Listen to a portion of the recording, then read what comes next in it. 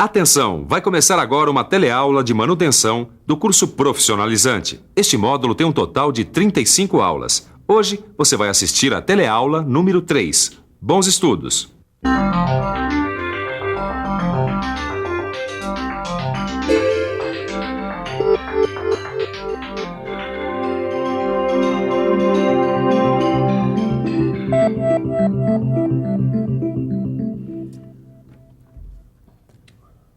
Caminho crítico, diagrama de Gantt, espinha de peixe. Ô, Ananias, o que é isso aqui? Eu não tô entendendo nada, rapaz. É simples, esse é o planejamento da nossa teleaula, não é para menos. Planejamento da manutenção. É esse o assunto da nossa teleaula de hoje. Na teleaula de hoje, você vai conhecer alguns recursos que facilitam o trabalho de planejamento e programação da manutenção das máquinas e equipamentos de uma indústria.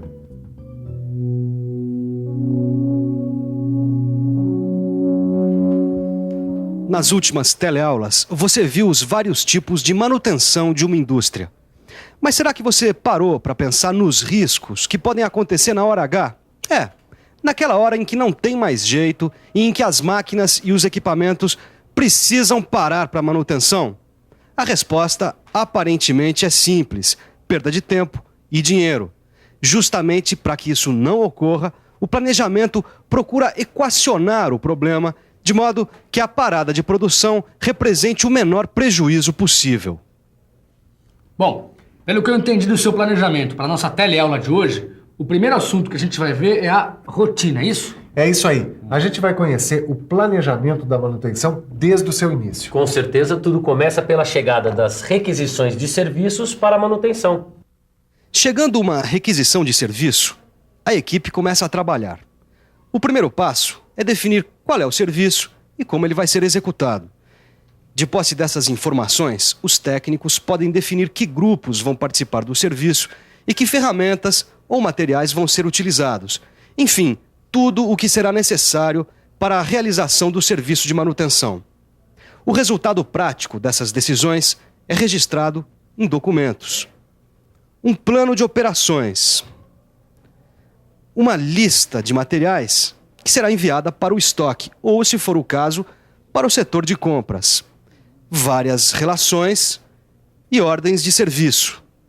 Mas se para executar o trabalho são necessários estudos especiais, será que existem outros procedimentos que precisam ser seguidos? Bom, quando há necessidade de execuções de projetos ou quando o orçamento é maior do que o esperado, o setor de planejamento requisita os serviços da engenharia de manutenção. Essa providencia os estudos necessários e verifica a viabilidade econômica. De posse de todas as informações necessárias, o planejamento envia o plano de operações para o setor de programação. Lá é feito um cronograma e os programas de trabalho. E a manutenção finalmente é realizada. Pois é, um bom planejamento de manutenção começa com um bem elaborado plano de operações. O plano de operações nada mais é do que um registro do planejamento de todas as operações que vão ser realizadas na manutenção ou no conserto de uma máquina ou equipamento, tendo sempre como meta, é claro, um mínimo de perda de tempo e de dinheiro. Confira só no nosso arquivo. Um plano de operações deixa claro o planejamento realizado e é importante incluir a lista dos serviços que vão ser executados, a previsão do tempo que vai ser gasto, as especialidades e o número de profissionais que vão executar o serviço, a sequência das operações de trabalho, a emissão de ordens de serviço, de listas de materiais, da relação por grupo e ainda outros documentos que variam conforme a empresa. Viu só? Que uma manutenção envolve um monte de coisas e de pessoas. É isso mesmo, Caio. Mas como é que essas pessoas ficam sabendo de maneira clara qual é a sequência dos trabalhos? A resposta está aqui, ó. Diagrama espinha de peixe. Ué, Ananias, isso aí pra mim parece uma lista comum, não tem nada demais. Engano seu. Olha, apesar de ser uma construção gráfica simples, esse diagrama facilita a visualização da sequência lógica das operações que vão ser executadas. Olha só, reparando bem, você vê todas as operações e na ordem certa em que devem ser executadas. E além disso, com esses dados, dá para fazer o diagrama de Gantt. O diagrama de Gantt é utilizado pelo menos desde o início do século. Observando as barras desse diagrama, fica fácil perceber a dependência entre as tarefas que vão ser executadas, ou seja, qual atividade tem que ser realizada antes, qual atividade que tem que ser realizada depois. Não deu para entender? Calma que você já vai ficar por dentro.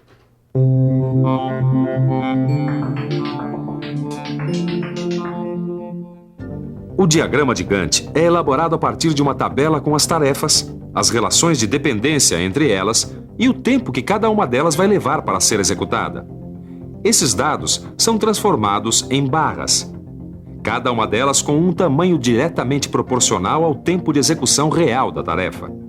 E para facilitar o entendimento do diagrama, observe que o começo de cada tarefa está indicado no fim da tarefa da qual ela depende para ser executada.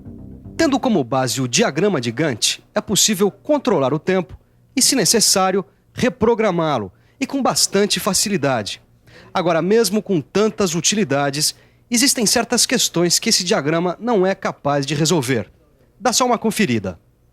Observando o diagrama, fica difícil saber, por exemplo, quais tarefas ficariam prejudicadas se a terceira tarefa atrasasse um dia, ou ainda, quais tarefas seriam críticas para a realização do trabalho. Foi justamente para solucionar as questões que o diagrama Gantt não é capaz de resolver que foram criados dois métodos em 1958, o PERT e o CPM. O PERT, Program Evolution and Review Technique, quer dizer Programa de Avaliação e Técnica de Revisão. Esse programa foi desenvolvido pela NASA com o objetivo de controlar o tempo e a execução de tarefas que seriam realizadas pela primeira vez. E o CPM, Critical Path Method, ou melhor, Método do Caminho Crítico, foi criado na empresa norte-americana DuPont, com o objetivo de realizar as paradas de manutenção no menor prazo possível e com um nível constante de utilização dos recursos. Calma. Antes de vocês começarem a fazer perguntas, pode deixar que eu explico. O PERT e o CPM são dois métodos praticamente idênticos, só que as empresas usam mais o CPM. Dá só uma olhada. Esse gráfico aqui, ele é montado com flechas, círculos numerados e linhas tracejadas. Tá bom, mas o que são essas flechas, círculos e traços? Essas flechas, círculos e traços indicam, na verdade, as operações que vão ser realizadas, a atividade imaginária e o ponto crítico. Calma que eu explico. Olha, o diagrama de flechas é um gráfico. Cada flecha indica uma operação. A cauda indica o início e a ponta o final da operação. Agora eu entendi. As flechas são usadas para indicar as relações entre as operações. É isso aí. Assim, o pessoal da manutenção, quando olha um gráfico desses, sabe qual operação deve vir no início, quais as operações podem ser feitas ao mesmo tempo e qual deve vir no final. Tá bom, o diagrama de flechas deu para entender. Mas e essas flechas tracejadas aqui? As flechas tracejadas são usadas para facilitar a identificação da dependência entre as operações que vão ser executadas. Elas são chamadas de operações imaginárias. Dá só uma olhada nesse gráfico. Por exemplo, pode-se perceber que a operação W deve ser realizada antes que a operação Y. K deve preceder Z e Y deve vir depois de W e K. Se a gente imaginar que essas operações são tornear, montar ou testar uma peça, dá para concluir que cada uma delas requer um tempo de execução, enquanto que a atividade fantasma é um ajuste do cronograma. Ou melhor, depende apenas da programação. Até agora você viu como as operações e a relação de dependência entre elas são identificadas no CPM. Mas e o tempo? Ou melhor, está faltando um dado essencial para o planejamento, o tempo das operações. E ainda, além do tempo, que é indicado na seta, outro dado muito importante é o nó ou evento. O nó é apresentado com uma numeração aleatória em círculos desenhados no início e no final de cada operação. A grande diferença entre o tempo e o nó é que o nó é um instante, ou melhor, é um limite entre o início de uma atividade e o final de outra. Tá tudo bem, Ananias, mas e daí? Daí que, observando esse gráfico, a gente pode descobrir o caminho crítico. Como é que é? Olha, o caminho crítico é o caminho percorrido através dos nós, cuja somatória dos tempos define a duração total do trabalho.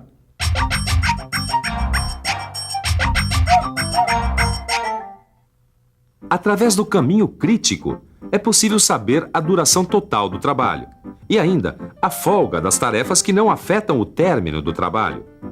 No caso desse CPM, por exemplo, existem 3 caminhos de atividades levando o trabalho do evento 0 ao evento 5. A, B, D, F, com duração de 11 horas. A, C, E, F, com duração de 9 horas. Ou A, B, atividade imaginária, e F, com duração de 10 horas. Quer dizer, então, que o caminho com maior duração é o que vai determinar a duração do projeto? E esse é o caminho crítico. Sabe de uma coisa? Eu ainda não entendi qual a vantagem de se conhecer o caminho crítico num planejamento.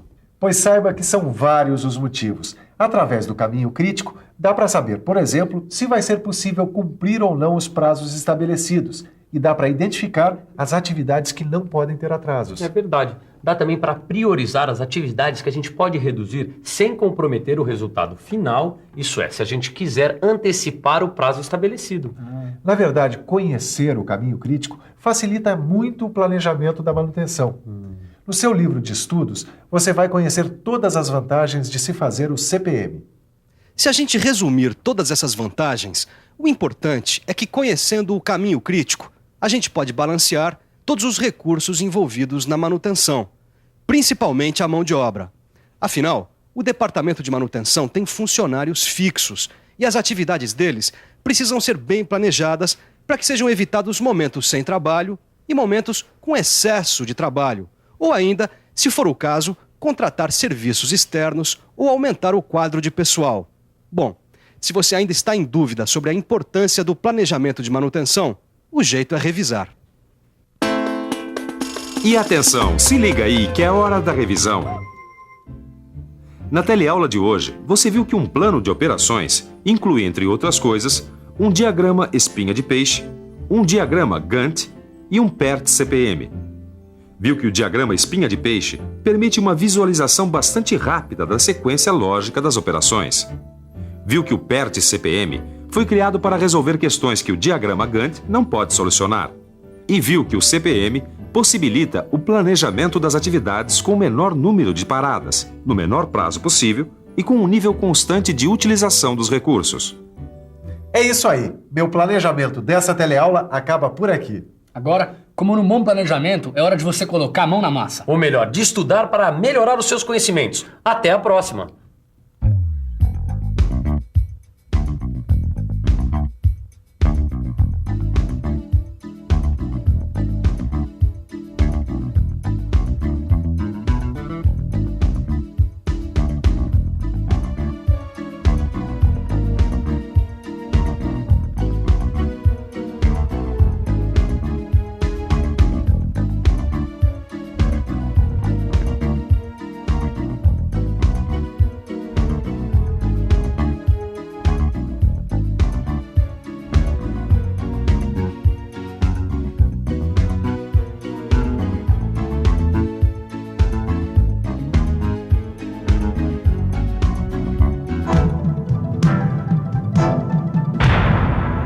Telecurso 2000, um programa de educação do Sistema Fiesp e da Fundação Roberto Marinho.